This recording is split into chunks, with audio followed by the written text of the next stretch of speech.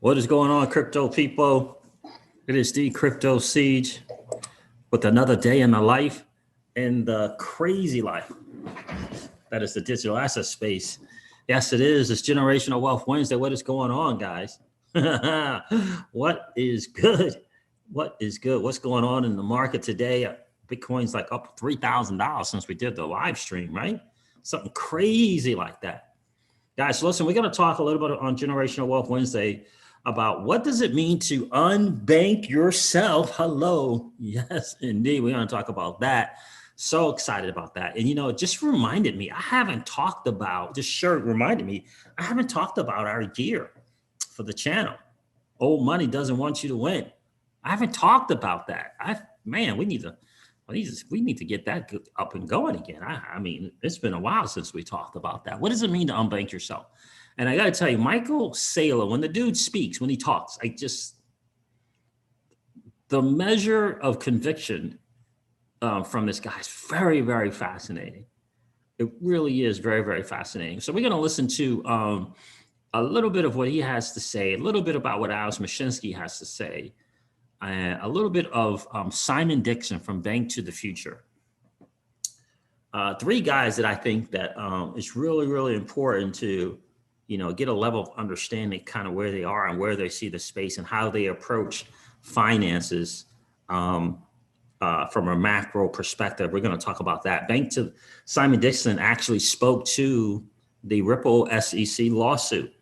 Simon Dixon, in case you didn't know, the founder and CEO of Bank to the Future, is an investor in the company Ripple.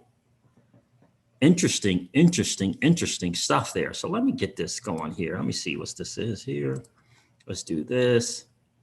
Let's do that. Let's do that. Interesting to say the least, right? Yeah, Darren Carter. Yeah, indeed. And which shirt are you talking about? Not the one I'm wearing. That comes from usastrong.io. But we do have a line of sweatshirts and T-shirts that says old money doesn't want you to win. And we have kind of put that on the back burner because we got so focused in on preparing for our product launch and weight management and preparing for that, preparing the team for that, like totally lost sight of that. But in any case, we'll go over that. Hopefully I can revisit that for sure. Man, so yeah, we're gonna take a listen. I was just listening to Simon Dixon from Bank to the Future. Interesting dude. And again, he wrote the first book ever dedicated and speaking about mentioning Bitcoin. He actually called what's going on today in the markets today. He actually called that, and I think he made that prediction I want to say he did it in 2016. I'm not sure, something along those lines. Very, very smart guy. Very, very smart guy. He's invested in Coinbase and Kraken. This dude's in this, I don't know how old he is. Looks like he's late 30s, maybe early 40s, maybe. All the exchanges he's an investor and seed investor in. And he's a seed investor in, or he's invested in Ripple, the company as well. Interesting guy. So we're going to talk about that a little bit. Legendary, what's going on, brother? Good to see you tonight. Jay Korn is in the building. Good to see you. Artie Bryan is here. What's good, my friend? Good to see you. Mo Bossman. Good to see you tonight. Appreciate you hanging out tonight on Generational Wealth Wednesday. What does it all mean, really, to unbank yourself? What does that really, really look like? Is it more of what Bank to the Future and Simon Dixon is saying? Is it more of what Alex Mashinsky and Celsius is saying? Is it more of what Michael Saylor at MicroStrategy, the CEO of MicroStrategy, is saying? Interesting stuff. If you're not listening to the guys, I strongly recommend that you get yourself a weekly, if not daily, dose of one of them. Now, I'm an ambassador for Celsius, so I get a pretty steady flow, if you will, from Alex Mashinsky. But I gotta tell you, all three of those guys, very, very interesting. And all three is usually successful in their perspective. Very, very interesting. I gotta tell you. So yeah, so I was excited that I was able to came in the mail today. Unbank Yourself came in the mail, and I went to a site that is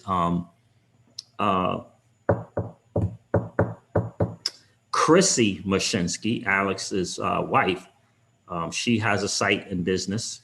It's called usastrong.io. And you're able to order, I think, 3 of these shirts, UnBank yourself, banks aren't your friends, whatever.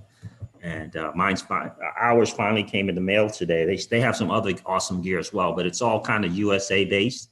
And so I do like that. If I can't do it in the car, in the automobile space, at least I can do it somewhere. So as far as favoring or not, what is it? What's the word I want to say? Promoting. I don't know if it's promoting, but usastrong.io, right? Again, I wish they were better. They were better, if you will, overall on the car front, on the automobile front. But this is a way I can support, right? USA businesses. So I bought a few sell about 6 months ago. Oh, good for you. Good for you, Mo. Good for you, bro. That's good. I did too. That's doing well, right? Alex D Vlog is in the building. What's going on? Morris Prince C7 is here. What's going on, Morris Prince? So what does it really mean? What's happening? What is happening to our chart? It suddenly dropped. What chart is that, my friend? Did you see the Ripple price drop? No, I didn't see it. I saw 29 cents. I just got home and I checked it. I mean, at the highest I saw it today was 30 cents. Was it higher than 30 cents at one time? Is it trying to decouple from Bitcoin trend? So that's the highest I saw. It was 30 point something cent. Did something happen that I missed? The thunder sound is here. What's going on, my friend? Mr. XRP All In is in the building. What's good, brother? Good to see you. So yeah, so that's kind of the deal there. Yes, he said yes, sir. Just a retrade. Oh, so I don't know. So it must have got above 30 something cent, huh? I didn't see anything above 30.1 cent. So I don't know if it got to 32 or 33. I did see Bitcoin at 34,000. And I remember when I saw it, I thought, interesting. I think I did find it interesting that when I saw, oh, someone tweeted case dropped. Oh, just saw it on Discord. Oh, yeah. Yeah, that case hasn't even gotten started yet, right? Barbara Taylor's in the building. Aida is here. All the ladies of crypto are hanging out tonight. I appreciate you guys checking in. Guys, do me a favor. There's over 40 people already, first 5 minutes into the stream. Hit that like button for me. Let's get this YouTube channel out to as many people as we possibly can. I definitely appreciate that. That would be really, really cool. The more likes, the more YouTube gets this channel out to more people. Yeah, so 30.8 was the high. Barbara said she saw all day. Yeah, so, okay. All right, got it. What's going on, Jeff Williams? Good to see you. Thanks, Barbara. Nicholas M is here. Is XRP is going to raise the roof? Indeed. So what does it really look like? We're going to talk a little bit about that on Generational Wealth Wednesday. What does that really mean to unbank yourself? What does that look like? Some people like I got to tell you, Michael Saylor believes in this Bitcoin as this. It's bigger than store value, right? He believes it's an honesty and an integrity in the financial world. He's talking Bitcoin eating up 200 to 300 trillion dollars in the financial world. 200 to 300 trillion. Interesting stuff there, right? Interesting stuff. Odie said I was 16. Barbara said I was number 15 on the like. Well, I appreciate that, guys. So definitely, I really do. Picked up some hollow chain today. Interesting, Nicholas. Yeah, hollow seems like some good, 1, 2, 3 week trades kind of going on there, because that thing jumps all the way up, jumps back down, jumps up, jumps back down. So I've got a half Stellar and half XRP. Good idea. Yeah, I can tell you that the digital asset space, during the bull run, a lot of great alts, the good alts with some use cases behind them that are out in the real world, making partnerships, right? They got a team behind it, especially. It's going to do okay, right? It's going to do well. Historically, XRP has been really, really good. We'll see what's going to happen here late. But so what does that really mean? To unbank yourself. You know, we have a formula on this channel that we talk about every Wednesday, especially, and it is generational wealth equals digital assets plus sound saving instruments multiplied by a cash flow business, right? So DA equals, I mean, that's not right. GW equals DA plus SSI, get it? Get it? Multiplied by CFB, cash flow business. Generational wealth equals digital assets plus sound saving instruments like the Celsius network and properly structured participating life, whole life insurance. In other words, dividend paying insurance, multiplied by a cash flow business. So, and these are ways for you to unbank yourself, both Celsius and the dividend paying, in my opinion, properly structured, leveraged correctly, and used properly are ways to unbank yourself. Now, Bank to the Future and Simon Dixon, he would say it's about Bitcoin. I don't know if anyone purchased his retirement plan B. He ended up picking over 500 people. I did not participate in that. I'm kind of kicking myself a little bit that I didn't. I would have been really kind of curious. It would have been really, I think, intriguing to kind of get on the inside of what he was doing. So hopefully they will do something like that again. Because I think he's smart, and I think he just kind of knows something. Anybody here not know or saying to themselves, who in the heck is Crypto Seeds talking about? Anyone here not know who Simon Dixon of Bank to the Future is? Damian Williams, what's good, brother? Good to see you. XRP looking good today. Crypto Seeds, keep it 100. Indeed. I will, bro. Good to see you tonight. Crypto Ice is here. What's up, my friend? Good to see you. Means I use crypto as a store of value. Okay.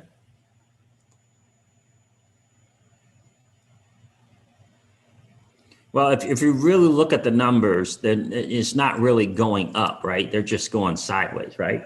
Because if you lose 18% yesterday, and then today you grow up 21 cents. If you lost 18 yesterday and today we're up 21, it's kind of really the same thing, right? So you really want to look at the 7-day, see what the 7-day looks like, versus the 1 hour or 24 hour. What's the site that has the 7-day on that? Is that the Yucky Coin?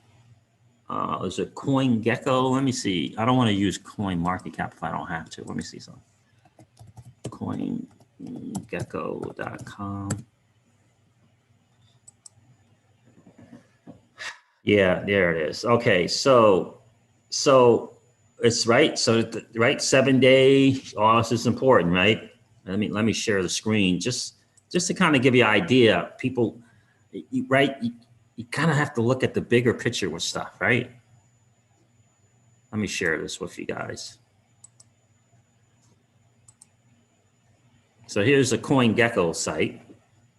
Make sure you guys can see that. Oh, wait a minute. I got to do something here real quick. Hold on. Oh, let's see.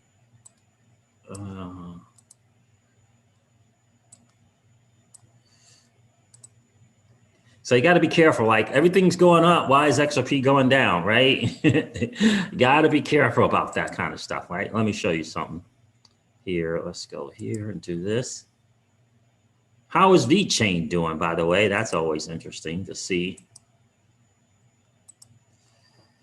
All right. Let's see, make sure that's done. Done. All right, perfect. Perfect. Got that done. Let's see, CoinGecko. Sir Captain Sticks is in the building. How are you, my friend? So, okay. So Bitcoin on the hour, right? This is on CoinGecko.com. On the hour, it's 0.5% behind. 24 hours up 14.6%. 7-day, it's up 1.9% on the 7-day, right? Ethereum, right? The price is going up, but the hour is less than 1.6% minus. In the 24 hours, it's up 9%, 9.7%. On the 7-day, Ethereum has lost 7.2%, right? XRP on the hour, minus 3.6%. On the 24 hours, it's green 0.6%, right? On the 7-day, it's up 16%. Polkadot is one to really pay attention to, I think. 37% on 24 hours, and on the 7-day, it's up 11%. It's not up on the weekly as much as XRP is up on the weekly, right? So these are the things we gotta kind of have to look at. It's not enough to just look in the green, in my opinion. Synthetics is interesting one. 7-day, 24.5% on the 7-day. You know, so this one in Polkadot, I'm really looking forward to getting more of because you know, these are going to be synthetics is already on Celsius, and Polkadot is coming. It's coming. Cell token is up to $4.99. It was $4.80 something. So we'll see how it goes. I'm surprised Bitcoin is all the way up to 37,000. I really am. I'm very, very surprised by that. Very, very surprised by that. So let's just kind of put things in perspective, right? So Aida says VeChain's at 2.5 cents. Basically, is where pretty much is where it's been. Thank you so much for that. Yeah, XRP is always listening out. It's always the laggard in the bull runs. And we're not really, we're just tipping the bull run. We're certainly bullish in the trend, but BTC still has to make the decision. Is it going down between 18 and 25,000? Or is it going past 50,000? Right? Or, you know, we're going up to 50,000 and past 42,000. This is the thing that I'm waiting for. Is it going to get above 42,000 on its way to 50? Or is it going to just keep hanging in this range here? So I'm just kind of waiting and seeing. I think I would like to get another entry into the space in terms of fiat dollars if I can. So unbank yourself, right? So what does that ultimately look like? I just want you to listen to Simon Dixon for a bit. Did anyone answer that question? Anybody know who Simon Dixon is? Let's see. Paul Bogo, how are you, my friend? Good to see you. Darren Carter, I got the book in front of me now. I love to hear that, bro. You're talking about the one. Okay. I know Simon. When you say I know Simon, you know of Simon, or you know him personally. I'm glad you got the book. Did you listen to him today on his January recap, Darren? I'm proud of you for getting that book, bro. I tried 2 or 3 times to get it, and I mean, I did the 4 videos, but I don't know what happened. Mama Lacey is here. What's good, Mama Lacey? Good to see you. Another lady of crypto in the building.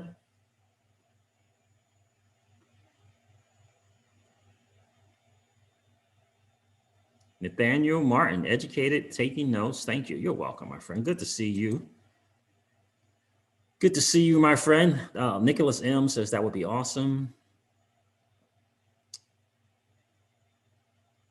I did not. I will take a listen. What is the link? Yeah, I'm gonna play like the first few minutes of it for sure, Darren.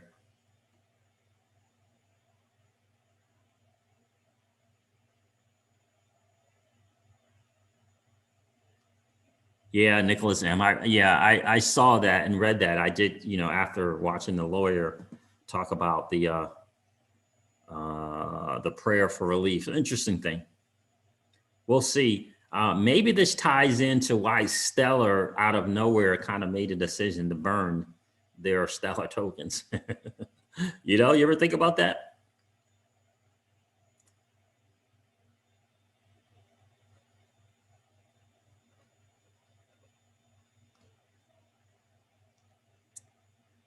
Hal Jenkins is here. What's going on, my friend? Is that Al or AI? AI. What's going on, Hal? Good to see you in the stream tonight, bro. Big John is here. Good to see you. Okay, so just in case you guys don't know who Simon Dixon is, He is the CEO of Bank to the Future. He was out in the world promoting Bitcoin back in 2011, actually speaking on stages all over the place. Became successful in his own right.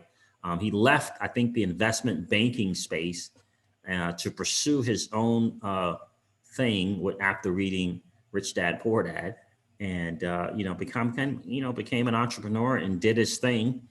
Was able to buy a bunch of Bitcoin, and subsequently ended up investing in exchanges and major exchanges like Coinbase and Kraken, and also Ripple the company.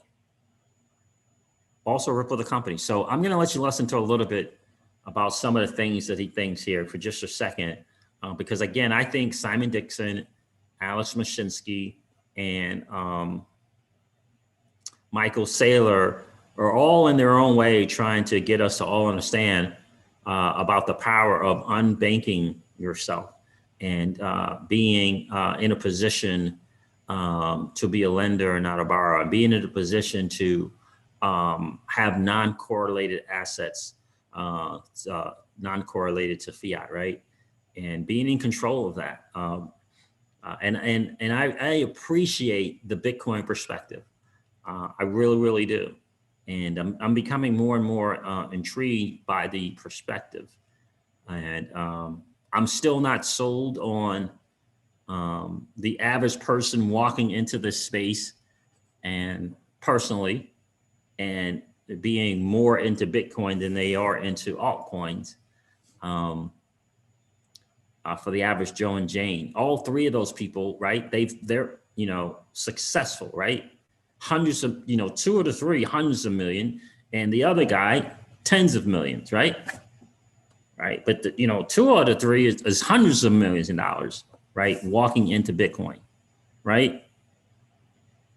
Their perspective and their strategy is going to be different than the person making 40, 50, 60, 70, 80, $100,000 and just getting into the digital asset space. Their strategies are going to be different, in my opinion, than Michael Saylor's or Alex Mashinsky's, right? So let me see if I can't play this for you guys here.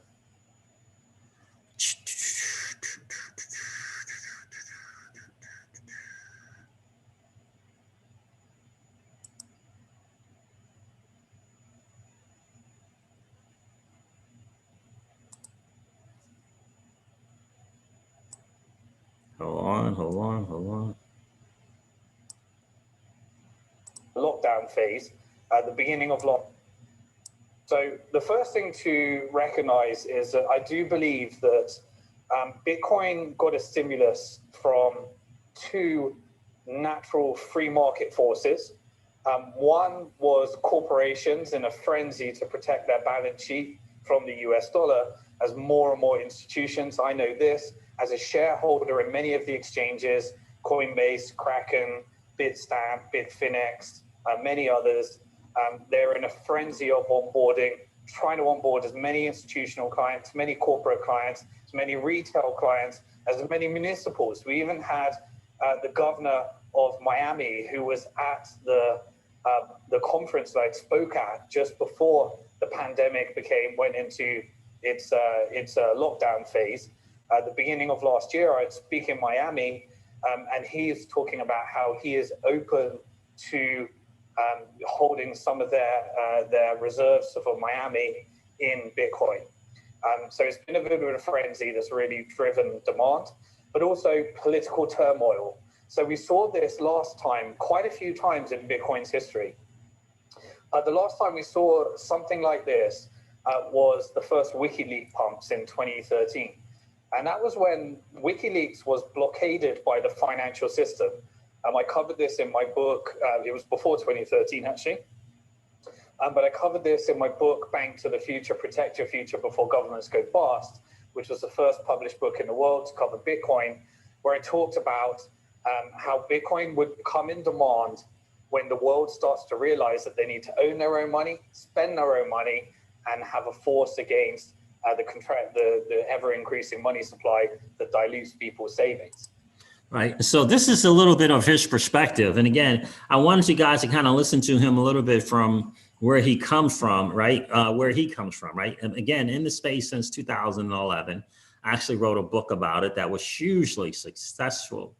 And I love his take. And, his reasons for thinking Bitcoin is going to win, is going to be hugely successful, is different than slightly different than what Michael Saylor's is. And then Alex Mashinsky's view, Alex Mashinsky, shout out to Alex and the Celsius.network, is different than both of those. But they all have this perspective about Bitcoin. For me, when I hear Bitcoin, I think the digital asset space. I don't think all 6,000 tokens or 7,000, how many there are today, but I do think the Bitcoin space, right? So when I hear Bitcoin, a lot of people say, well, it's not the whole digital asset space, it's Bitcoin and then everything else, right? And I'm beginning to understand more and more from listening to Michael Saylor about, ultimately what Bitcoin can mean, what it could mean on a grander scale, right? And I get it. I just think the approach to it from an average Joe or Jane has to be different, given what we know from 2013 to today. And we know how Bitcoin performs versus XRP, versus Ethereum, versus Litecoin, versus, right? You take the top, whatever. Historically, there's just been a different performer, right? I mean, we can't ignore that.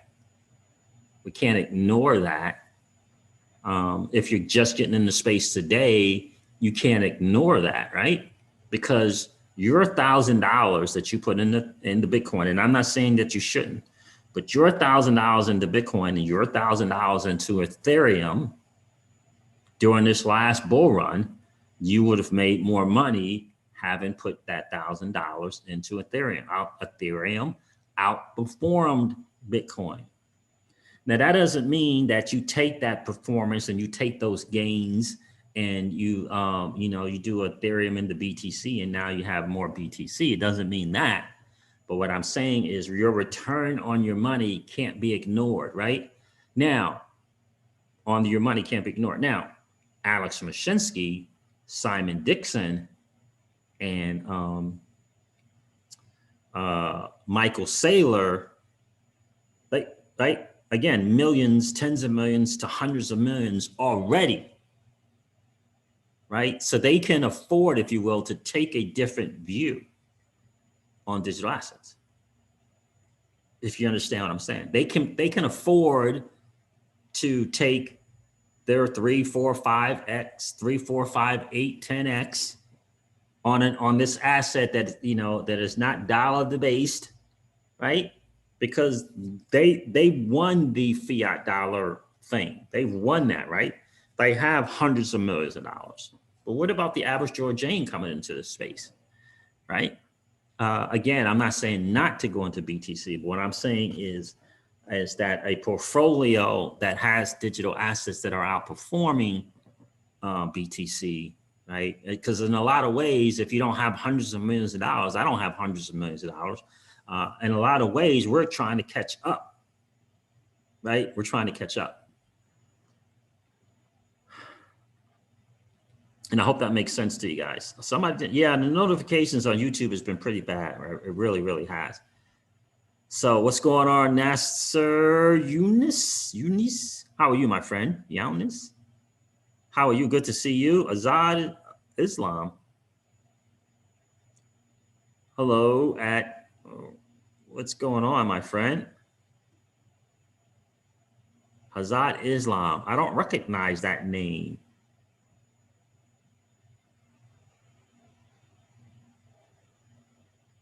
Oh, I'm on the wrong thing. That's why I'm on the wrong thing. I'm like, I don't recognize that name. All right. So I was thinking the same thing, my brother. Yeah. So that's just kind of, you know what I mean? Blockchain. Ego, what's good, bro? Good to see you in the stream, brother.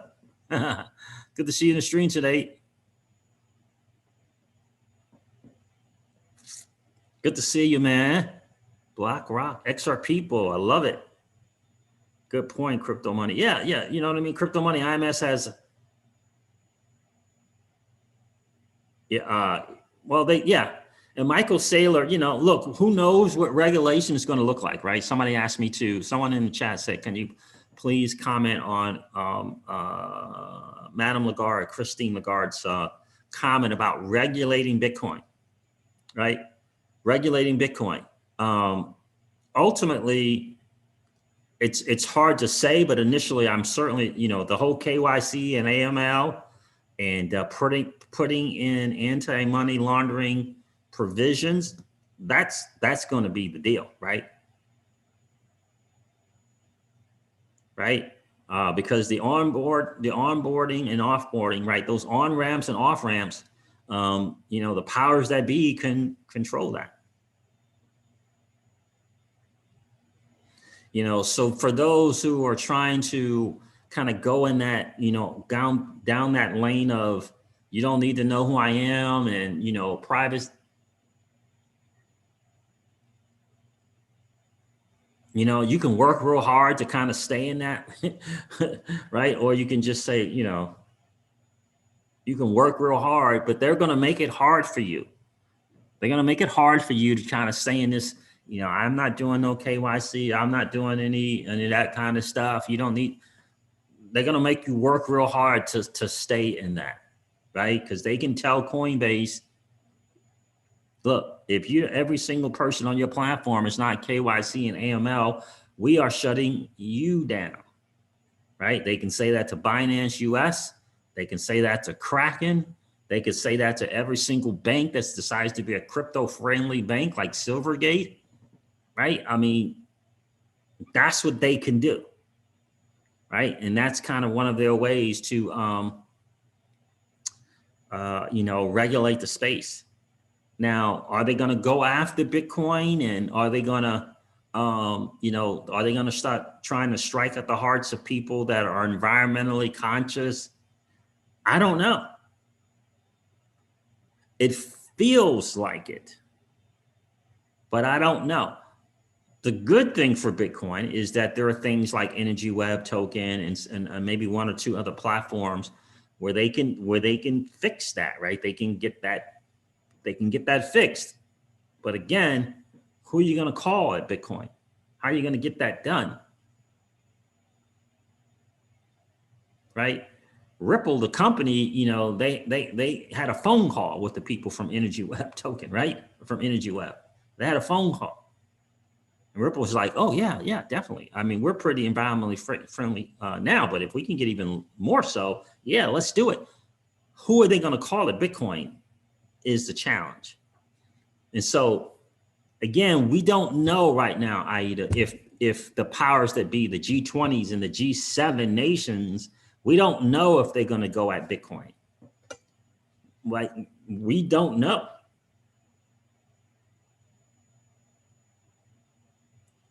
And you can always say, well, all I have to do is remember my 12 seed phrase and my 24 seed phrase, and they can't confiscate my Bitcoin.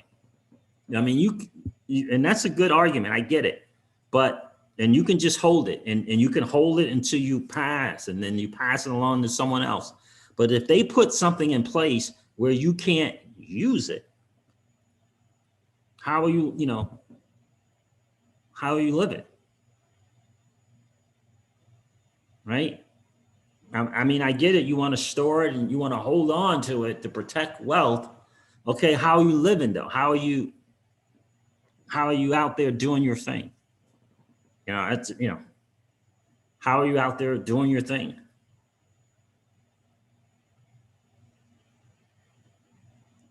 In other words, how are you going to off ramp into something?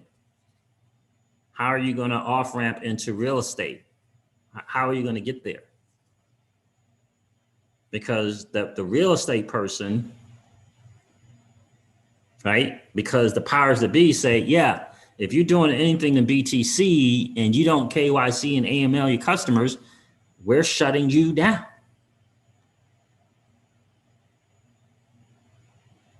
And we're going to check. So if they decide on doing that, you're going to have to give something to continue, right? It's going to be some give and take. And part of that give and take is going to be KYC and AML and whatever kind of regulation that they look at. That's one level. The other level is, are they, the powers that be, are they going to decide to go after Bitcoin? I don't know. Like, that is the risk that people are taking.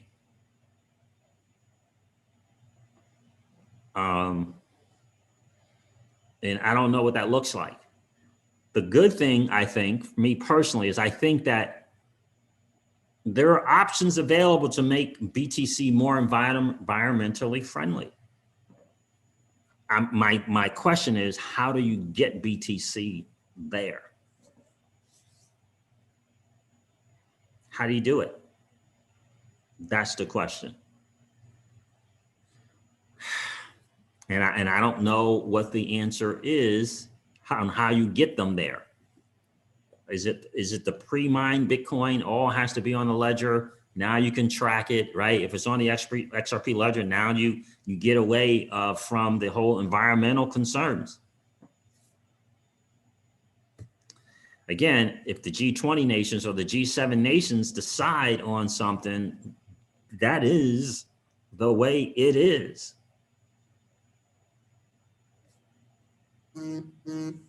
That's the difference, right? And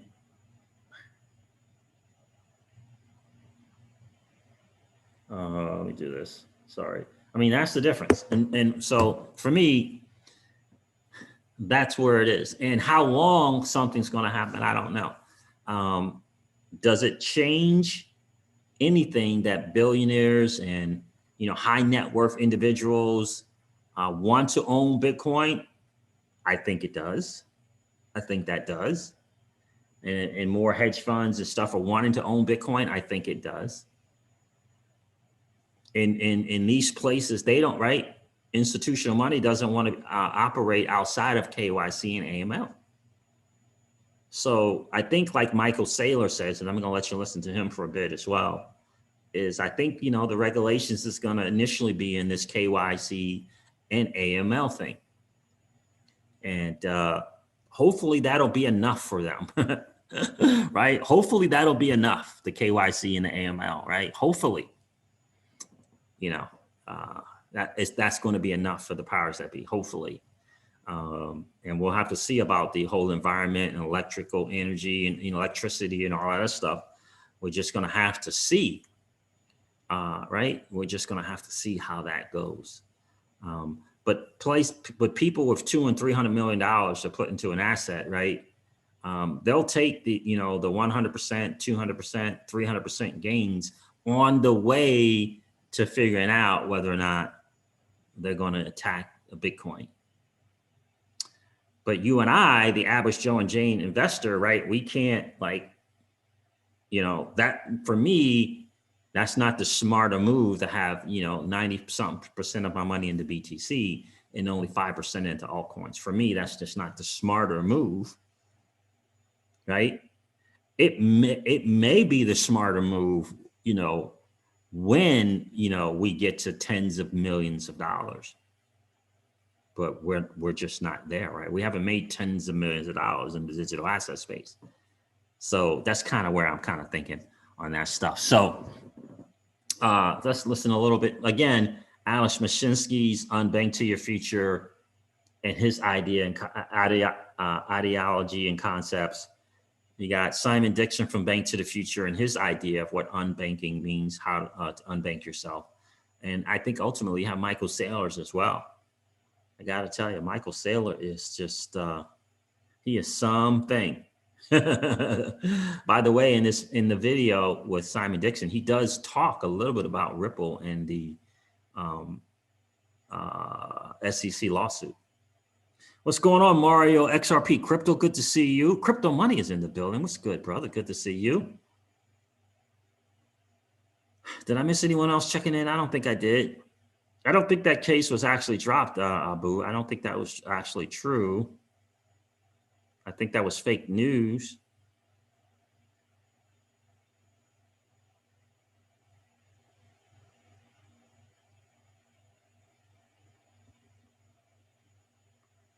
Darren Carter, that makes sense, bro. The United States is in the business of making money, so they'll open the floodgates, then come behind and regulate the exchanges for a new tax code specifically for crypto. It wouldn't surprise me one bit, bro. It really would not. That's what I've been saying for a long time, Darren. The United States needs a face in the crypto space, and it's not Bitcoin. It is Ripple and XRP that will lead the charge. This is what I've been saying is, you know, in my gut, I've always said that it feels like there's this concerted effort to dethrone Bitcoin as the face of the digital asset space. Just, I don't know, just kind of feels that way. Well, I mean, we'll see what happens.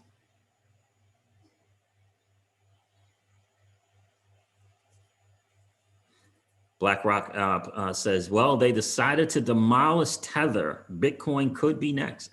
Again, we just don't know.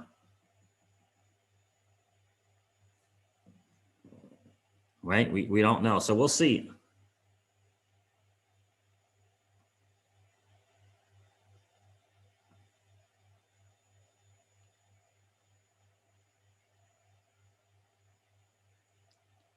Yeah, you don't want to have another Stefan Thomas situation.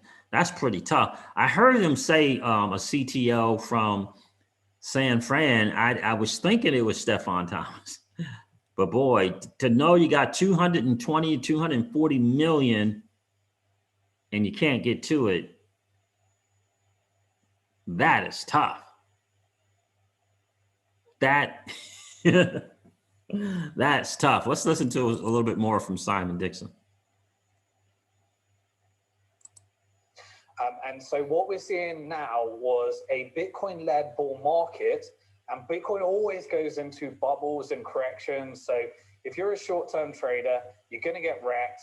You lose money at the 90% of traders lose money at the 10% insiders that manipulate markets. Bitcoin's no different from any other market in terms of manipulation. Every market's manipulated. And if you're a trader, you better be on the inside if you want to play that game. But investors and the long fundamentals prevail.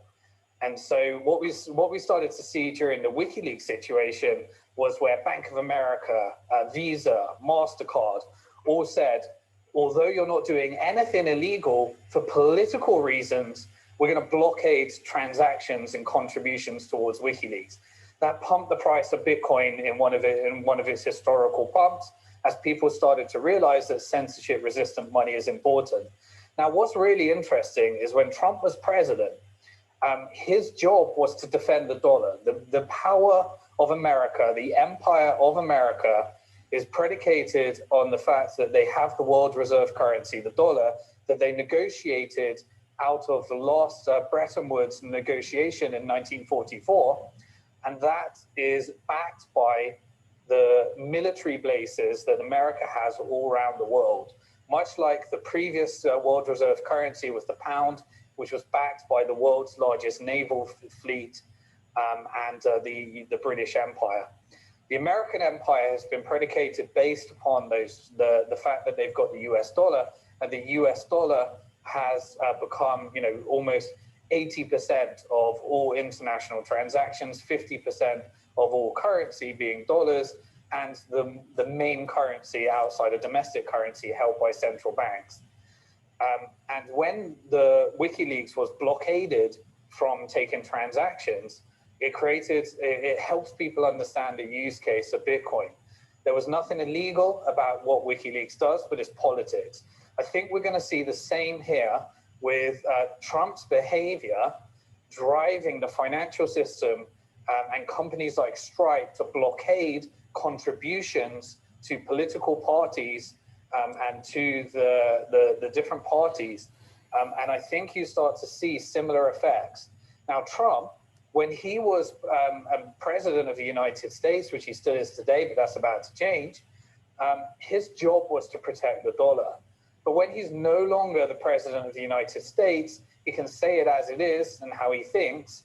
And he's about to realize that Bitcoin was designed to help people transact when, for political reasons, you're being blockaded by the financial system. through financial censorship. Nothing to do with crime or anti-money laundering, 100% politics. And so this is the thing that this lawyer was saying the other day as well. And I think it's really important, you know, the political thing. And I do think that it is hugely important. Did you guys catch what he is saying, what he believes? This is kind of his new thing going forward. You know, he believes that when the president of the United States is out of office, that he's going to change his tune on Bitcoin, and he's going to start promoting, you know, this idea and concepts of these ideology concepts of Bitcoin. This is what he's saying, because he got affected by the censorship, if you will.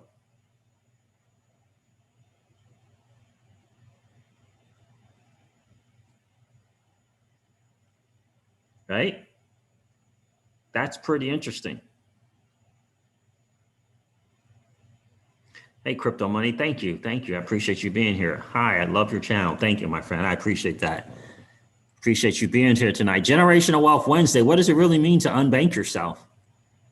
I find that fascinating, again, that Simon Dixon is going to call something like that, because we all remember when the current president of the United States supposedly said, kill Bitcoin. Remember that?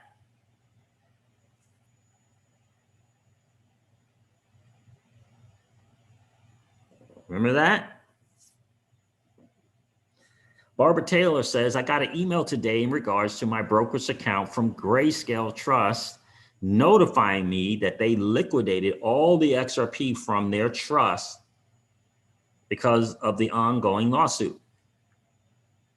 Now, was that the XRP trust or the XRP that was in the big fund? Barbara.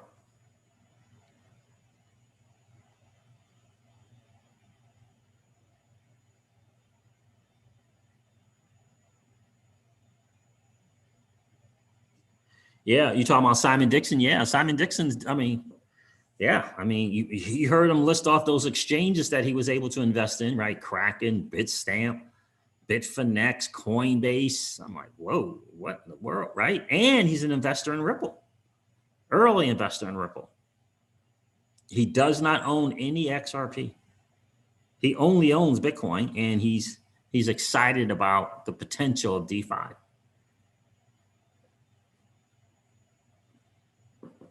Because I heard, Barbara, about them changing the AUM, but I thought it was the XRP that was in that bundle of digital assets.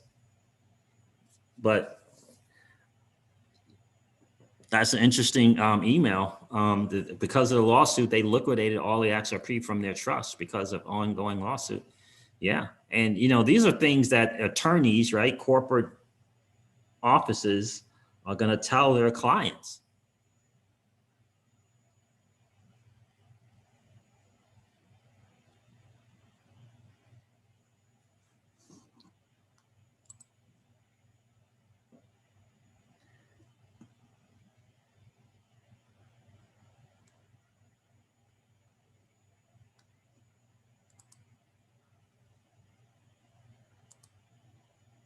Aida, thank you so much, my friend. Thank you so much for supporting the channel. I really, really appreciate that.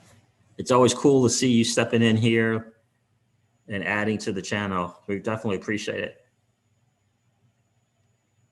About 5 hours ago, Grayscale announced that they ended the XRP trust. Ah, okay. Well, there it is. Got it. I got it. So obviously I haven't been on Twitter for the last few hours, so I'm sure that's all over Twitter, crypto_JS.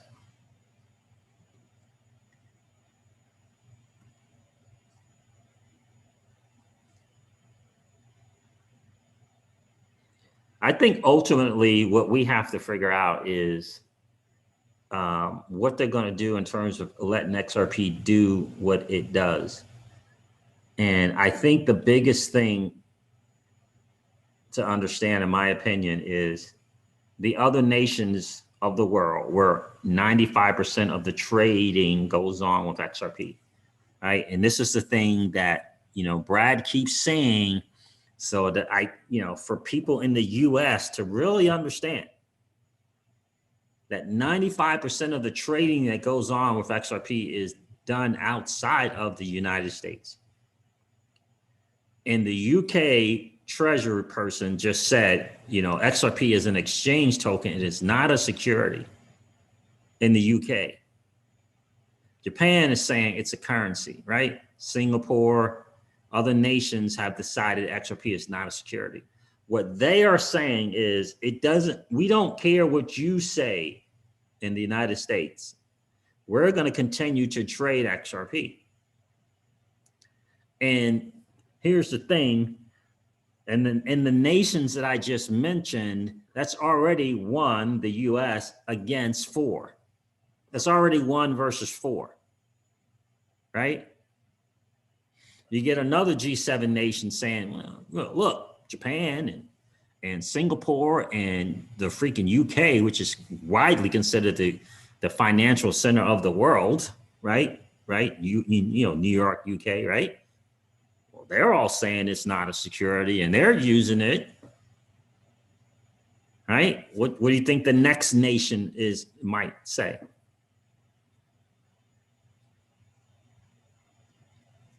You see what I'm saying? In the UAE, right? Saudi Arabia and, all the other places over there. That's right. Kraken and Uphold if you're still looking to purchase more XRP. Thank you, Logan Dow. I appreciate that, my friend. Appreciate you being here tonight as well. Right? So that's the thing. And again, I wish I'm going to go back to this lawyer's statements because I just think people, they said they removed XRP as a fund component. Interesting. Crypto money. That's about right. USA follows the UK lead when they can't figure things out. That is about right. Yeah, I don't know what that means. Oh, you sent a letter to my DM. Okay, thank you, Barbara. I appreciate that. Right. And so I think that's the thing for me.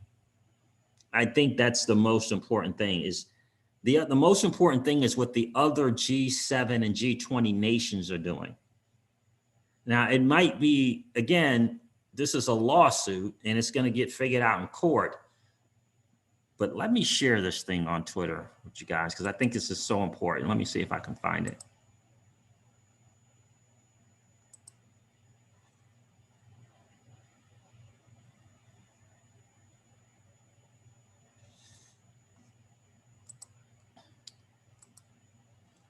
Hopefully I can find this guy.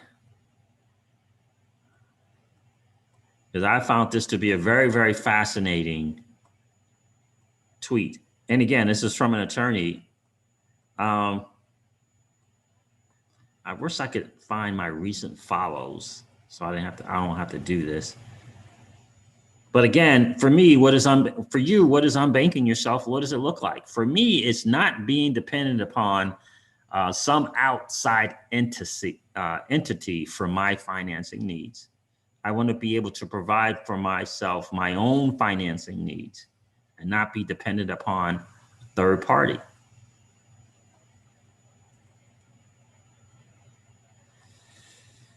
There it is right here. There it is. Okay, let me do this. All right, I found it. Let me do this. Share this with you guys.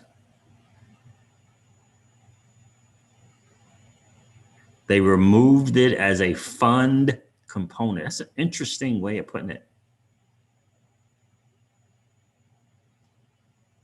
Oh, Whitey Hotep.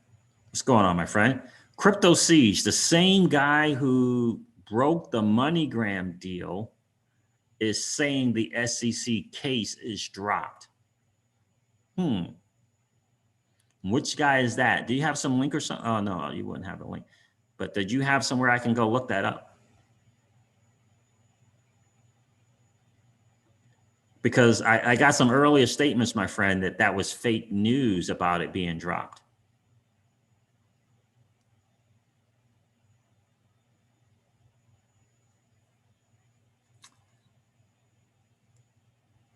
The same dude who broke the MoneyGram deal, okay? I remember there was a guy who kind of got word early about the MoneyGram thing, and then eventually the MoneyGram thing was true. I remember, I don't know who the guy is, but I remember people talking about that. But that doesn't mean he's right here, right? Doesn't mean that he's wrong either, but it doesn't mean that he's right. And maybe it gets closed and Ripple goes into this sandbox, regulatory sandbox. Hard to say.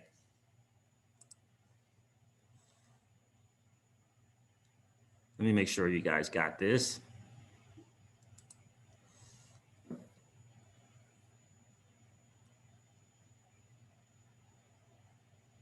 Morris Prince, this is a great point, man. Lagarde alone leads 19 countries within the EU financial system. And she has been with Ripple for quite a while. I mean, again, is it going to be the US alone fighting the fight that XRP is a security? Right? Does that make sense that the US alone is going to... It just doesn't make sense. All right, let me share this with you guys because I think this is hugely important. Again, this is a guy on Twitter, right? He's a lawyer. He's a defense lawyer and former Federal Reserve, former federal prosecutor. Regarding Gary Gensler, I don't think we can even guess what might happen. An enforcement action is pending. In other words, it's already out, right? Other agencies have said XRP is a currency, and this is important. Other US agencies have said XRP is a currency. That will be a specific, right? Department of Treasury, right? FinCEN. That will be a specific legal issue in the SEC case. How's the SEC going to say something different than FinCEN and the Treasury? Right? Just again, Gary Gensler is on record saying it's really important that we're consistent on what we do. How is it that Bitcoin and Ethereum got a pass and now XRP is, not so much? That's not consistent. It's not consistent, right? He said, but there are so many moving parts here. I've already mentioned the major questions doctrine and answers to questions that have vast economic and political significance. This is one of those answers. It's more than just the SEC. Other countries have determined that XRP is not a security. G7 countries. The United States is not going to answer this question without considering the international consequences of its decision.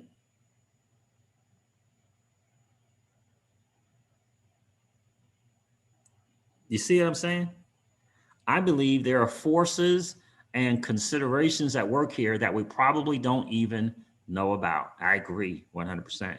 Because I just think that XRP ledger and XRP is just bigger than what people are really, really getting. I don't know how many billions of transactions in terms of value. I don't know how many, I think tens of millions of closed transactions, 50, 60 million. Once they figured out the power behind this XRP ledger and the attributes, if you will, of XRP,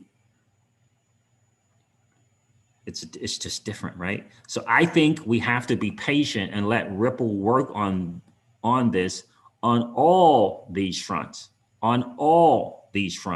regulatory, political, public policy, all of these, regulatory, political, public policy, legal, and international relations. Again, UK and Japan, they're not trying to hear XRP as a security.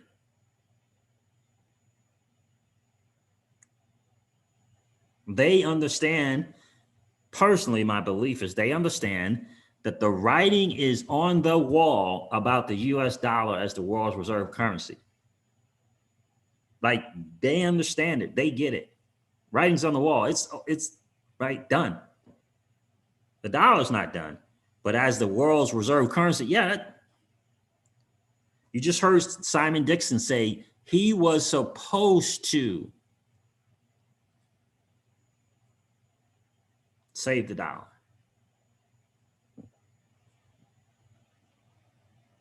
So anyway, I think we have to be patient and let Ripple work on this on all these fronts: regulatory, political, public policy, legal and international relations, etc. I, for one, am not letting go of my XRP, but in making that decision, I'm reminded of the line from the boxer: a man hears what he wants to hear and disregards the rest. I'm keeping the faith, right? So I think it's so important to understand that this is what this is about. It's regulatory, it's political, it's legal, it's international, it's public, all of these things. All of these things. And like BK pointed out earlier in his video, what about the FSOC, the Department of Treasury? What about the Financial Task Force? How are they looking at XRP in the ledger? What, how are they looking at this whole RippleNet thing that's going on? Are they going to let Japan's 50-something plus banks take advantage of this technology amongst themselves and work with other countries that are, are willing to say XRP is not a country? I mean, it's not a security, and US is just going to be left out in all the benefits? That doesn't make sense, right?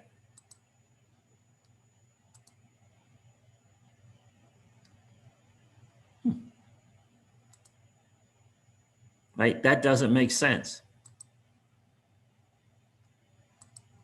So that's kind of where I am with that, right? 215, big billionaire. I sold my house for XRP. Well, how about that? Michael Saylor gave an example of someone, and I'm not in any way, shape, or form telling anyone to do that, do this or that. But he gave an example because he was called out. He was questioned on his move to actually kind of take debt positions to buy more BTC. And boy, I got to tell you, you got to hear this dude's answer. Ooh, I mean, you got to hear this dude's answer. He is something else, man. So it is something. So I hope that, hope that perspective from that attorney makes some sense, because I just think, it's bigger than security. When you got the CFPB, the Consumer Financial Protection Bureau, you got the WEF, right? The World Economic Forum, talking Ripple, talking XRP. Again, if they see the power, if those G7 nations of the world see the power that technology can bring in cross-border payments, even if all they believe is just the cross-border payment stuff, that they're not concerned about what Coil is doing with XRP, right? They're not concerned about what Forte is doing with XRP. They're not probably even that more concerned about what MoneyGram has been doing on ODL. They're concerned about cross-border payments. They all have said it. All have said it.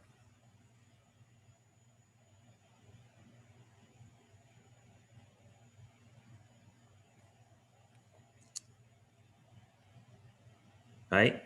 Jaguar Corpset faction.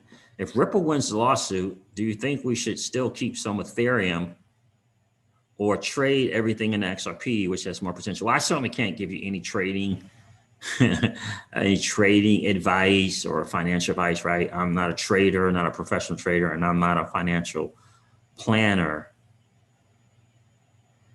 But I can tell you, do you think firms that delisted XRP will enlist it again? Yeah, I do. I do indeed.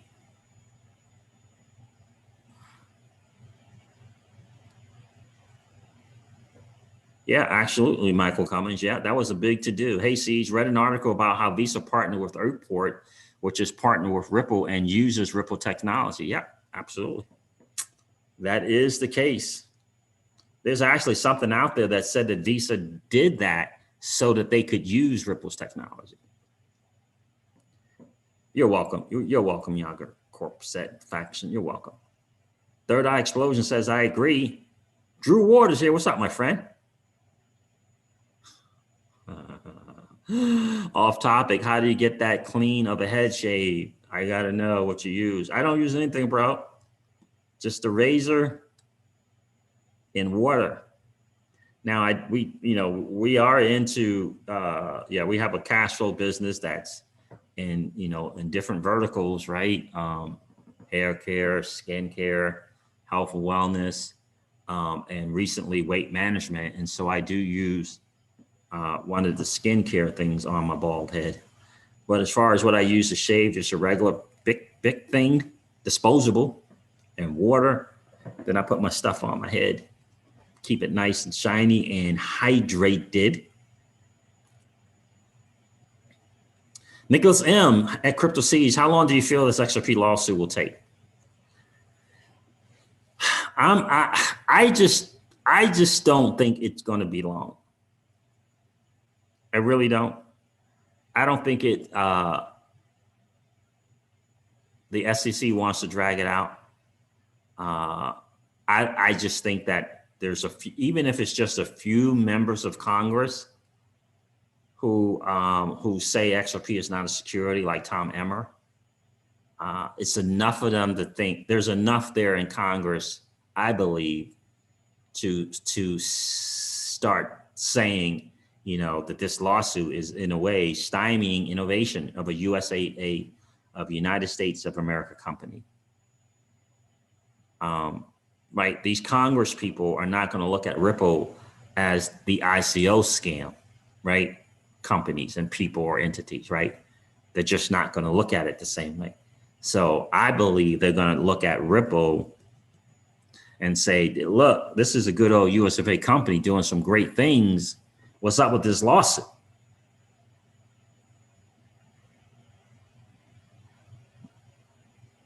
Whether it's Darren Soto or Tom Emmer or Warren Davidson, I believe his name is. You see what I'm saying? I don't see how the SEC can afford, from a public relations, from a standpoint, to let it go on. I just don't.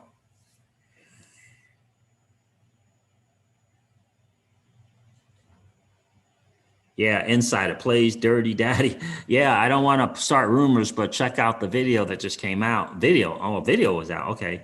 Insider tweets, Ripple case dropped. Take it for what it's worth. Yeah. He's not an insider. Okay. So who is he, Drew Ward? Because someone else said that, this was the same dude who called MoneyGram. You remember Drew Ward when that dude came out saying there was going to be a partnership with Ripple and MoneyGram? I remember. I don't remember the dude.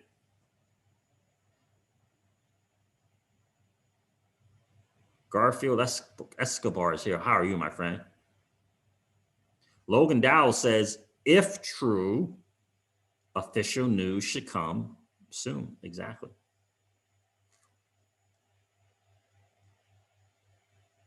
Oh, you're repeating what the video says. Gotcha, play it dirty. Gotcha, my friend. Right. So, Nicholas M, thank you, my friend. Thank you. So this is kind of where I am in reference to the lawsuit. So me personally, I'm not concerned. I'm just not. I'm not concerned. My hope is clarity that XRP is a currency. I don't care, exchange token, hybrid token. That's my hope. That's my hope, right? That is, that ultimately is my hope. Clarity, right? That's the thing that we need. I mean, they can always say that initially Ripple did something and now Ripple is not doing something. I think that, the SEC is going to get something, well, from 2013 and 15, yep, that's what they were doing. Since then, no, that's not what they're doing. FinCEN did this and that and all that kind of stuff, right? And it'd be a fine for what they did from 2013 to 15. But Ripple is not going to want to walk away with the fine from what they did from 2013 to 15. They want to walk away knowing what fully XRP is in the eyes of not only the Department of Treasury or FinCEN and other nations, but what are also from the CFTC and the SEC, right? In particular, the SEC. What is it? We're a currency, correct? That's what they want. And I think that ruling will give Cardano and what they need, right? They'll have some clarity, and who knows who's going to be called in next, but they'll have some clarity. Again, I always found the move by Jet McCaleb and Stellar to burn that 50 billion Stellar. I didn't understand it, but maybe that was it. I don't know. We'll find out, right? And to me, the escrow is the escrow, because XRP is going to continue to do its thing with or without the escrow. How well Ripple will do is another thing, right? I mean, ODL is here. The XRP ecosystem, I don't know, central banks, I don't think that Ripple is going to go down without a fight in terms of that escrow. I think that they will be willing to let someone else manage it and oversee it. But to get rid of it, I don't think so. I think it's still an important part of their business model. I think, the timing of the foundation, the XRP Ledger Foundation, I think is interesting. I think that Ripple would not mind having that foundation, if you will, oversee that. I think that Ripple is going to get two things: the clarity that they need in terms of what it is, in terms of designation and classification, and also a clear thing of what they can do with the XRP in escrow. You can't sell it to this. You can sell it to that. You can only do this much into the thing. They're going to get some clarity on that. That's what I ultimately believe. Clarity on what to do with the escrow.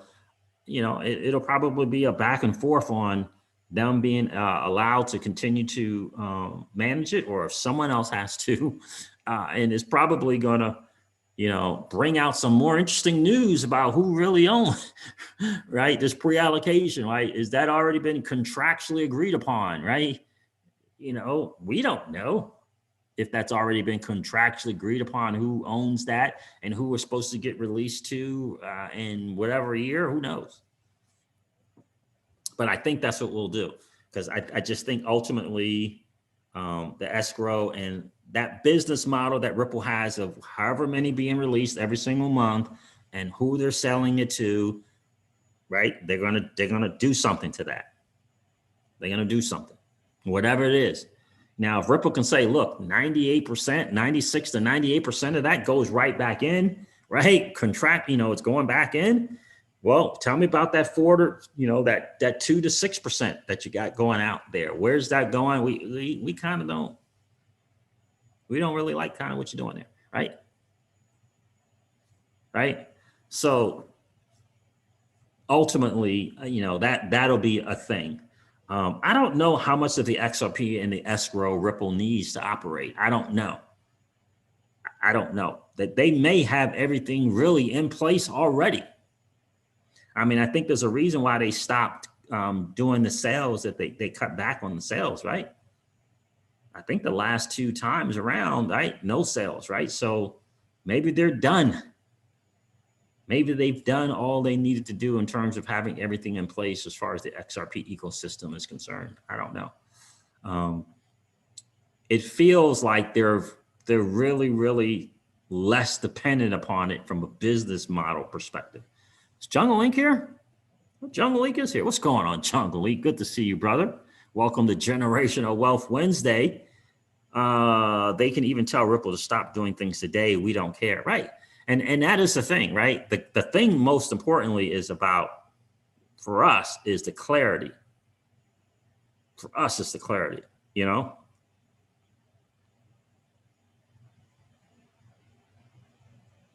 You know what I mean? That to me is ultimately the deal. You know, let's get the currency designation. Let's get in line with the other nations, the other G7 nations of the world. Not all of them, obviously, but you got Japan and UK saying something. That's enough. Is that not enough, Jungle? Right? You got the UK and Japan saying, yeah, security thing is nonsense. XRP is security. Yeah, that's kind of nonsense. We're good. We're good here. Right? Like, we're good. I just think like that attorney, Jungle, did you hear that? I think you hit, oh, I missed it. I think you hit the nail on the head. Oh, there it is. I think you hit the nail on the head. I don't see them burning, but giving oversight may happen. Yeah, right. It's a lot of options. But I just think the whole long drawn out thing. Look, I mean, we got people in Congress who probably not feeling too cool that the SEC brought this lawsuit, other than probably like us thinking it's going to be some clarity. But I just think in the back of their minds, like, don't stymie this innovation. And I'm sure the CFTC is thinking, General, thank you, my friend. Thank you, bro. Thanks for the super chat, brother. I appreciate that. Right? So that's kind of where I am. And Jungle, did you hear me read that tweet from that another attorney who happens to be an XRP hodler, unlike the other YouTube attorney who says he does not own any XRP? Not talking John Deaton either. This is another attorney. His name is James. What is his name? James K. Fallon. Did you see that? Interesting stuff. Thanks again for the super chat, brother.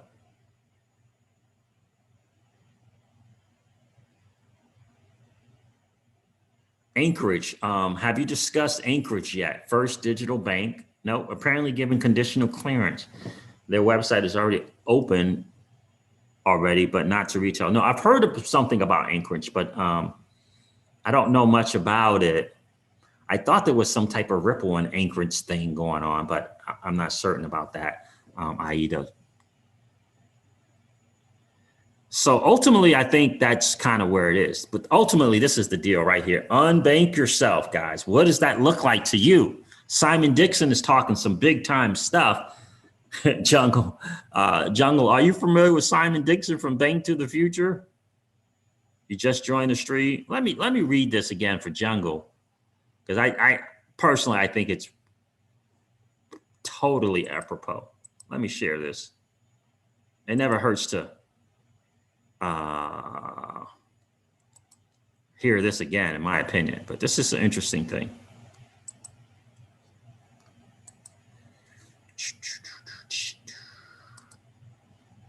This is from James K. Fallon. Again, look, right?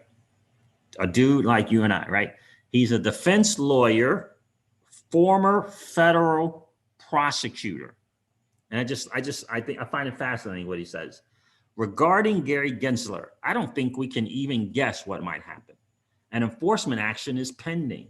Other agencies have said XRP is a currency. That will be a specific legal issue in the SEC case. This is a former federal prosecutor, for what that's worth. But there are so many moving parts here. I've already mentioned the major questions, doctrine, and answers to questions that have vast economic and political significance. This is one of those answers. It's more than just the SEC. Other countries have determined that XRP is not a security. The United States is not going to answer this question without considering the international consequences of its decisions. And I find that to be a very, very, very fascinating point. Because for us in the digital asset space, we can think this is just about crypto, right? It's in our world here in the US. I think it's a reason why the Treasury, the HM Treasury out of the UK, whatever that is coming out and saying XRP is what do they call it? An exchange token, not a security. I think it's a reason for them coming out that way. I think it's a reason for Japan to say they don't see XRP as a security, but as I believe they said a currency. I think those, again, we're talking G7 nations, right? The United States is not going to answer this question without considering the international consequences of its decision. I believe there are forces and considerations at work here that we probably don't even know about. I think we have to be patient and let Ripple work on this on all these fronts. Regulatory front, the political front. Who would have thunk? Who would have thunk it? And maybe it's because of the WEF and the IMF and the CFPB. Maybe it's because of these meetings with central bankers and the BIS. So political, then you got public policy. So you got political and public policy. You got legal and international relations, etc. I, for one, am not letting go of my XRP. So this, unlike the other other attorney on YouTube, who's, seems like he knows what he's talking about. He doesn't own any XRP. This dude does. I, for one, am not letting go of my XRP, but in making that decision, I'm reminded of the line from the boxer. A man hears what he wants to hear and disregards the rest. I'm keeping the faith. So I find that to be a very, very, very fascinating tweet. Very, very, fascinating tweet. Now, and we can argue about, why the WF in the policy toolkit is talking about Ripple and XRP. We can argue about why the executive order 13772 signed by the current president of the United States, all right, put together by Mnuchin and someone else, I believe. Why the company is even mentioned in there, and I don't know, who knows why, but it was a new financial order, right? New financial system. I mean, we could speculate on those, right? We can speculate on those, but you can't speculate on the fact that Brad Garlinghouse was sitting at a table of front and center, one of three in front of a room of central bankers. You can't, right? I don't know if you can just say, well, they're all buds and they just wanted to come together. I think, right? I think you just got to think about that and say, like, Jed McCaleb wasn't there. He wasn't there. I'm just saying, he wasn't there, right? Right, the people from XDC, Zenfen, they weren't there. Neither was the dude from R3, right? David Rudder, he wasn't there. Brad was there. Brad was there. And DNI, Digital Nomad Investor, he believes it was a bigger thing to just him talking for 5 minutes. Right? Because he talked about what, 5-7 minutes? Brad Garlinghouse? He believes it was more like, hey, Madame Lagarde is giving Brad the, they're, they want to work with us, and they don't want to disintermediate us, and they want, and he called it walking him down, right? Like, right? That's what he believes. And that's from his background and where he used to operate in his other life, right? So, you know, that's the thing, right? Yeah, that's correct. Bitcoin Cash and Litecoin don't have SEC lawsuits, right? Because I think Ripple was the easy one, in my opinion, Logan. They were the easy one, right? Number one, they've been fully transparent from the beginning, right? You know, who knows what Roger Ver might do? Roger Ver might not even show. I mean, the dude might be like, nah, yeah. He was the dude who said, come on, right? You want KYC from me? Dude, I'm your initial, I'm one of your first investors. I paid for David Schwartz's salary, right? I think Brittle and Schwartz, I think. What kind of documents you need from me? You took my money. Why you need some documents, right? So he's part of the reason they got themselves in trouble, according to FinCEN, right? So who knows what happened what he would do if Bitcoin Cash got a lawsuit, right? I mean, who's at Litecoin? The creator's done. He sold everything. They got the foundation kind of going on. Ripple was the obvious choice because they're still in business still with a chairman and a CEO and right and a CTO and a bunch of developers and a company and offices all over the world. All over the world. What better business to bring before the judicial court system to bring clarity?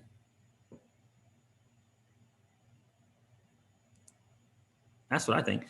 There's a lot going on, but it all boils down to Ripple is a real business doing good work for actual real customers. That will eventually be all that matters. Absolutely. And again, I just think, you know, I've said this a lot on this channel, Jungle.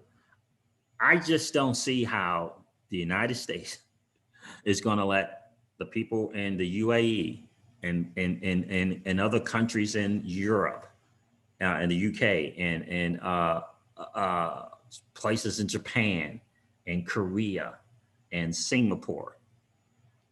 They're going to just let those nations sing the praises, shout from the rooftop how amazing Ripple the company is and its technology, and shout from the rooftop how much money they're saving. and how their everyday people are so happy because they're on the ledger, right? And instead of waiting for 2 weeks to get a paycheck, they get paid every day. At the end of 8, 9, or 10 hours. Because that's coming. Ripple's already doing stream micropayments. Right? But not the US because, hey, that ledger, not so cool. And XRP, I mean, yes, definitely a security. We don't want anything to do with it. But other G7 nations are going to use it and take advantage of all its prowess and everything all the attributes that it has to provide. And the United States is going to be, you know, we're cool. We're cool. We don't need the XRP ledger. We're good. I just don't see that happening. So for me, we'll get some clarity. For me, personally, I'm on the end of sooner rather than later in terms of this lawsuit. Jungle, there is some stuff going around that some dude who called the dude who called the MoneyGram thing, apparently he was one of these guys who called the MoneyGram partnership early before it was actually officially announced, is apparently saying that the lawsuit has been closed. So, yeah, you know, I don't know. We'll see. You want to hear a little bit of Michael Saylor, who said that? We can't see your shirt. Did you show him your shirt? I showed him it. Yeah.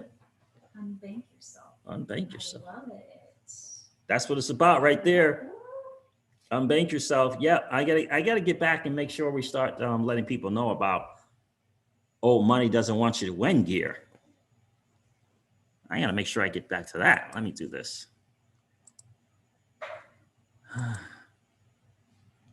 So they want to hear a little bit from Michael Saylor. That dude, gotta tell you, that is something else right there. Today for the Bitcoin price with Michael Saylor, the one and only one. All right, let me see. Where am I here?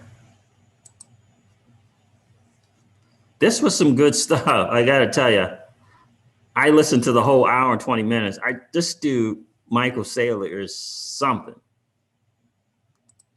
He is something. Let me see what the timestamps are. Maybe I can get to something that's, it looks like they got a timestamp.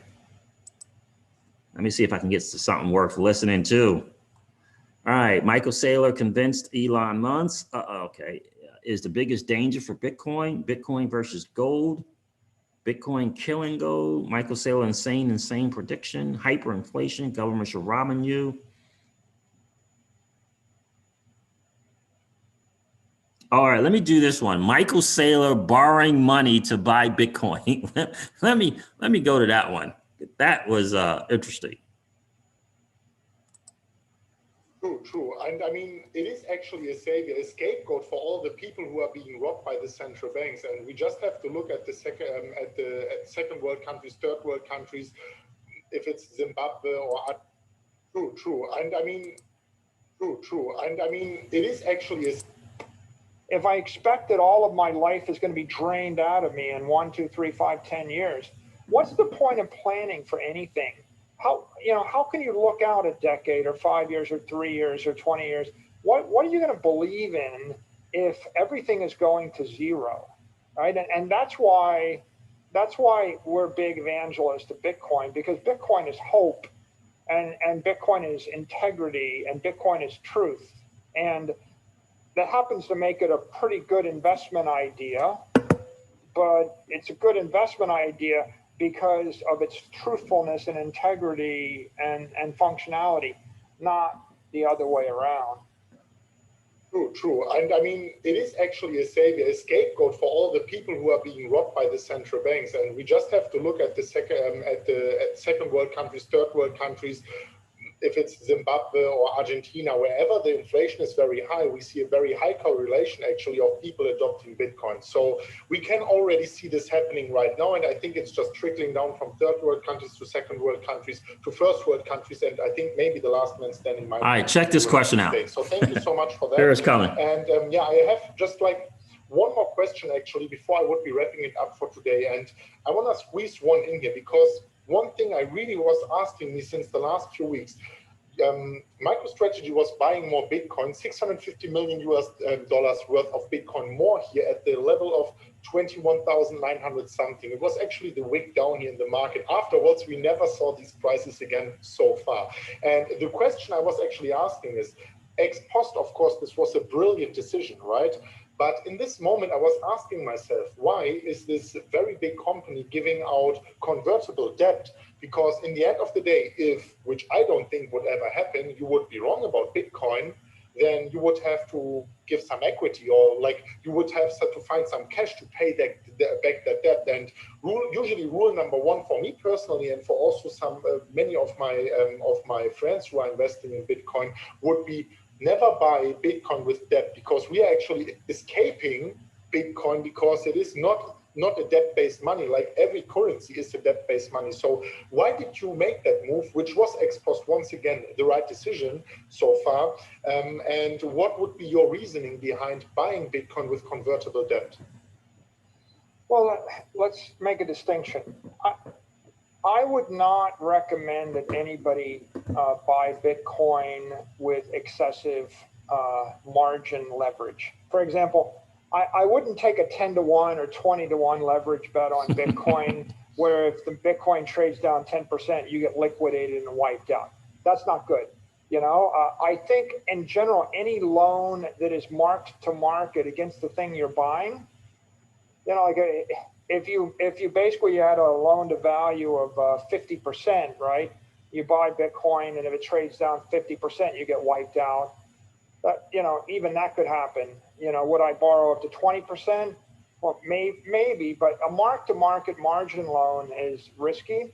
On the other hand, if you borrow money non-recourse or borrow money that's not mark-to-market against the thing you're investing in, it's a different risk profile. So we actually borrowed money in a convertible instrument. It wasn't secured. It wasn't a secured loan. It was an unsecured convertible loan. The primary benefit of the loan was the people that bought it got warrants on the company stock above $398 a share. So they're actually giving us a 0.75% interest loan in return for warrants that are trading above where the market was at the time. We have the money and we can invest it in something. So now we just get to the question of, is it rational for a business to borrow money to invest in something? Well, what I would say is everything on earth was built with money borrowed to invest in. For example, you're in Dubai right now.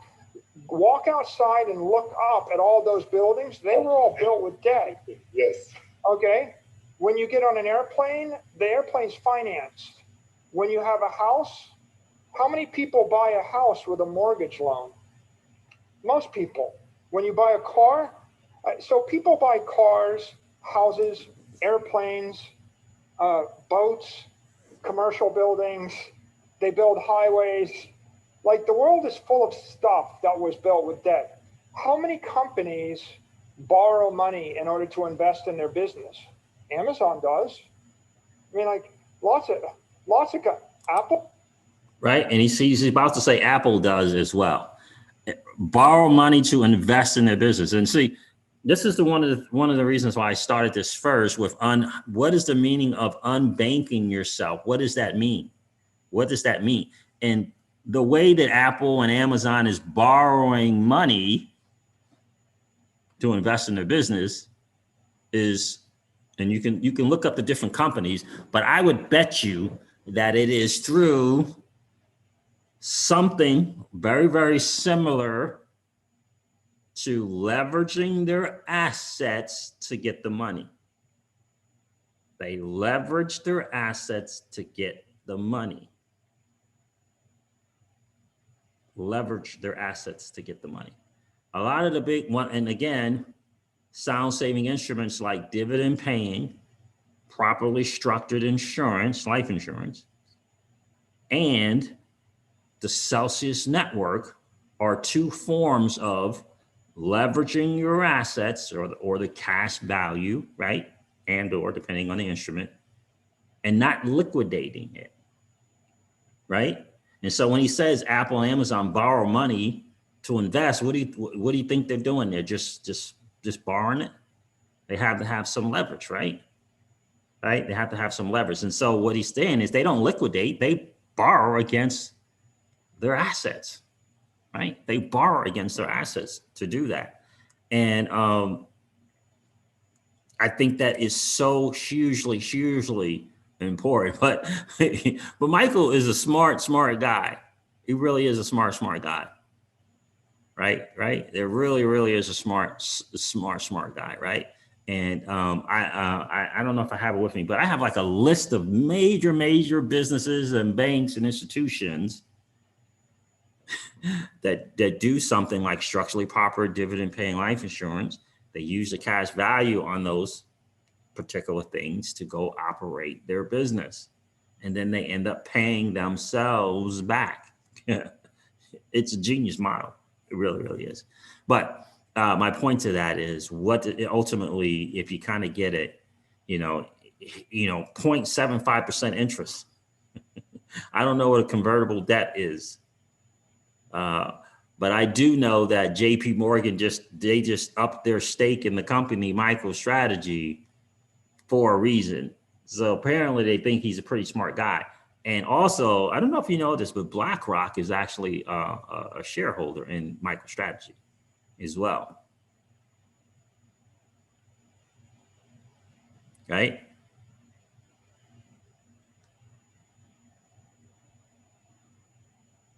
Right? you know, his idea, his philosophies on Bitcoin, I'm telling you, it's some very, very fascinating stuff. Let me see if I can find another one for you guys. Bitcoin versus gold.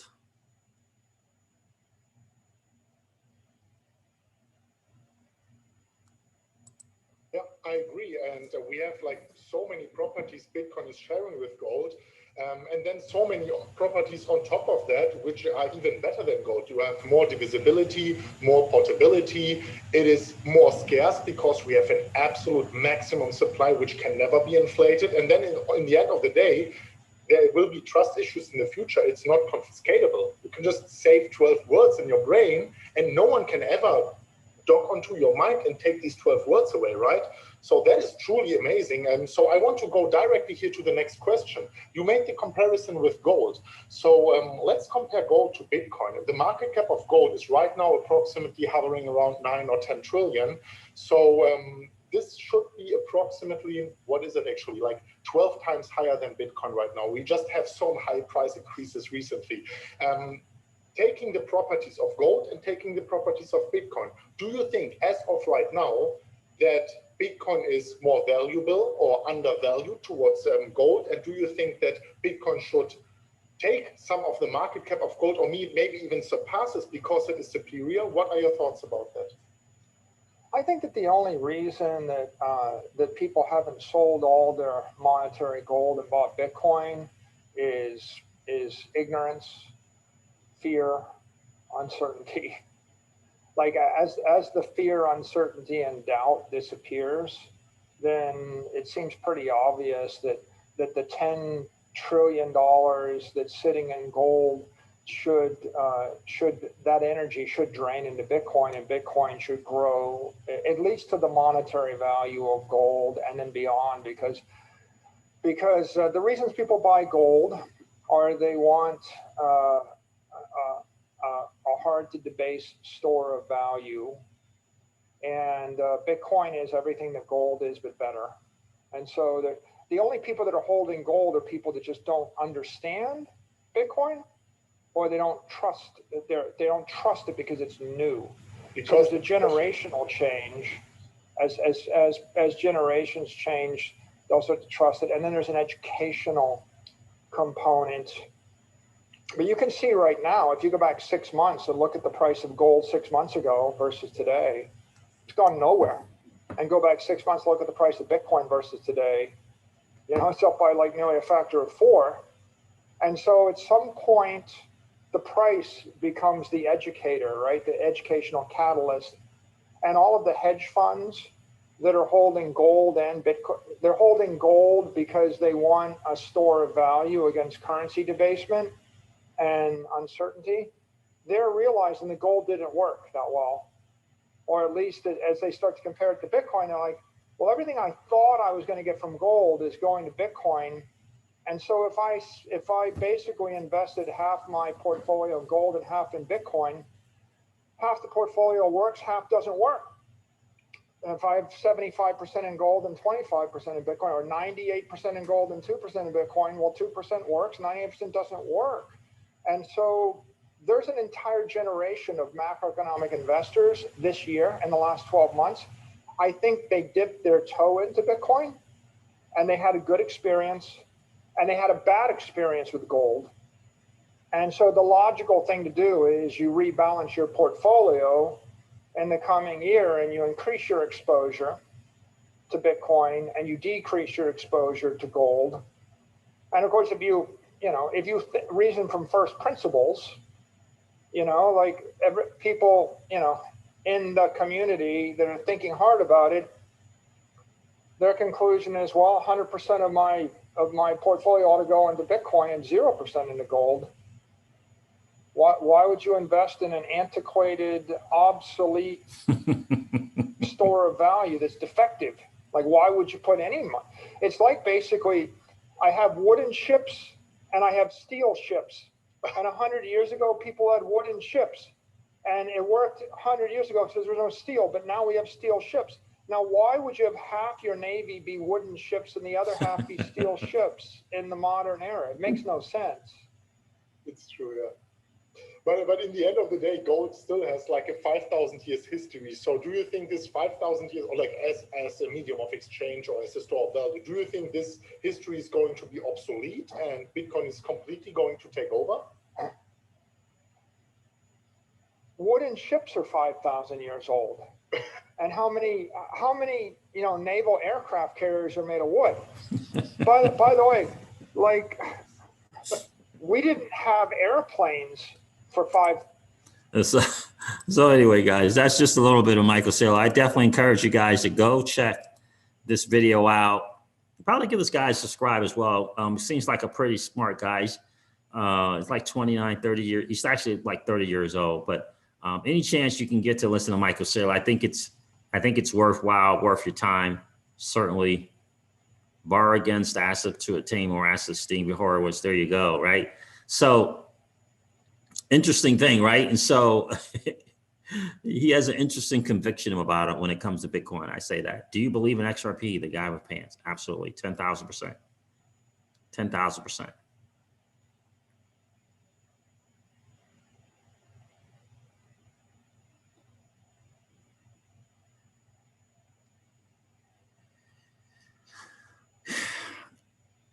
Loans from a bank, right? So I know this chat is takes a while for it to catch up for some reason. But in any case, guys, that's a little bit of Michael Saylor there. I hope you enjoyed it. Make sure you check out that video and just kind of get yourself kind of more familiar. Yeah, I watched that play dirty. I watched that already. If you have a chance, please watch the video from January 11th. By legal briefs called "Lawyer Discusses Result of SEC versus Ripple." Yeah, I watched it. I watched it, brother. It was a very, very interesting read. I listened to, rather, for sure. I definitely did listen to it.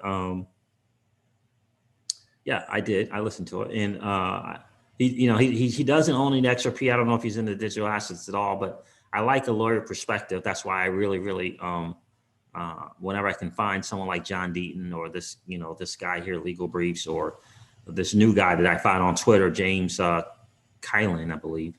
I like to hear it from them, their perspective, for sure. But again, every time I hear Bitcoin, I think of the digital asset space, and maybe he doesn't, maybe Alex Mashinsky does, but I do. And I think it's important to, we got to look at it through their window. When we think Bank to the Future, when Simon Dixon, we think Alex Mashinsky and Michael Saylor, when they talk, they're talking from their perspective. These are people that have tens of millions, and for sure, Saylor and Mashinsky, hundreds of millions, right? I don't know exactly what the Bank to the Future guy is. I would think that you would have to have a little bit of money if you're able to invest in Bitstamp, Bitfinex, Kraken, Coinbase, and Ripple. Yeah, I don't know. Maybe he doesn't have tens of millions, but I would think you'd have to have a little bit of money to be able to do that. To be able to do that and be in a position to do that. Maybe not, but in any case, right? I think it's a different perspective for us. Ultimately, we're working to get to that position, right? To have 100 million or 200 million, right? And I think their perspective on this space is different because they're looking to maintain that wealth, right? They don't have to play in what they believe are riskier assets, right? They can hang around in the stuff that, is going to double every year, right? They're good with that. They're good with doubling their money every year, right? And that's not to say you should not invest in Bitcoin, but I do think to kind of catch up, if you will, to the 100 million and the 200 million, there has to be a different play on your money, in my opinion, my humble opinion. Certainly not giving you legal advice, certainly not telling you guys what to do with your money, right? I'm not a financial planner, right? I'm just just kind of thinking out loud and how I looked at this space. Yeah, I know the SEC doesn't ask for XRP to be declared a security. Yep, I remember he pointed that out as well. Some other there was I think John Deaton says that doesn't mean that this is not something they will address in court, But legal briefs also said that generally, this is what the judge in the court addressed. They address what's in the lawsuit, right? That's what the legal briefs attorney said. Legally, usually the judge, jury, if it gets that way, they address what's in the lawsuit. So we shall soon see. All right, guys, listen, I'm going to wrap it up. It's been a really, really cool hang. Thank you so much for hanging out. I really, really appreciate you guys taking the time to smash the likes. If you didn't get the chance to do it on the way in, please do me a favor on the way out. Smash that like and the subscribe button, and hit the notification bell so that you know when we do go live. All right, guys, listen, I'm going to wrap up this video. Never, ever forget this. Old money doesn't want you to win. Right? Old money doesn't want you to win. They don't want us to win. They would rather that we remain a cog in their perpetual wheel, right? Of trading our time for dollars. They don't want us to play in the same playground that they play in, where we allow our money to work for us. This is our chance to win, guys, right? The digital asset space is our chance to win. We are in the midst of the greatest transfer of wealth in the history of man. Are you participating, or are you standing on the sidelines? Here's what I do know, that the battle for you has already been fought, and the victory is yours. Go get it. I'll talk to you soon, guys. See ya. Bye.